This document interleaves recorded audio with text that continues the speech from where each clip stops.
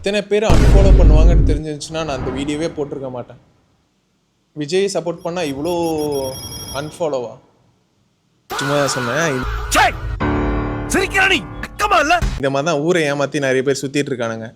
என்னென்னா முந்தானத்து வந்து எலெக்ஷன்னால நான் என்ன பண்ணேன், ஒயிட் ஷர்ட் காக்கி பேண்ட் போடுற ஐடியாவில் தான் இருந்தேன். நல்லா இருந்துச்சு, எனக்கு ஃபிட்டிங்காக இருந்ததுனால ஒரு வீடியோ எடுத்தேன், ஒரு ஃபோட்டோ எடுத்து வச்சுக்கிட்டேன். உள்ளே உடலை ஃபோட்டோ எடுக்க, அதனால் அதுக்கு வெளியவே நின்று ஃபோட்டோ எடுத்துகிட்டு அண்ட் எடிட்டருக்கு அமுச்சு வச்சேன். எடிட்டர் சூப்பராக ஒன்று எடிட் பண்ணி அதை போஸ்ட் பண்ணேன். பார்த்தா செம ரீச்சு, 10,000 தாண்டி வியூஸ் போய்கிட்டே இருக்கு. 10,000 தான்ப்பா. என் சேனல்லாம் நான் வந்து பர்சனல் ட்ரெயினர்னால ஃபிட்னஸ் ரிலேட்டடாக வீடியோ போடுறதுனால அவ்வளோவா வியூஸ் போகாது, பேசி போடுறதுனால. இப்போ தான் ஆரம்பிச்சிருக்கேன் பேஜை. பட் ஆனால் விஜய் பற்றி போட்டோன்னே செம்ம வியூஸு, ஒரே 10,000 தாண்டி போகுது. எல்லோரும் கேட்குறாங்க சொந்தக்காரங்களாம், என்னடா என்னடா என்னடா இப்படிலாம் போட்டிருக்க அப்படின்னு சொல்லிட்டு. எனக்கா ஒரே சந்தோஷம், ஆஹா அவ்வளோதான் ட்ரெண்ட் ஆகிட்டோம் போலையே அப்படின்னு சொல்லிட்டு.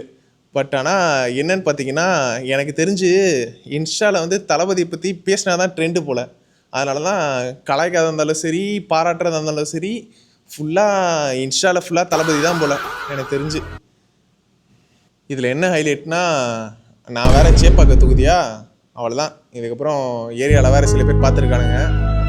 வந்துருச்சு காலி, நான் எப்படியாவது ஜெயிச்சிருனா, இதெல்லாம் இல்லைன்னா அவ்வளோதான்.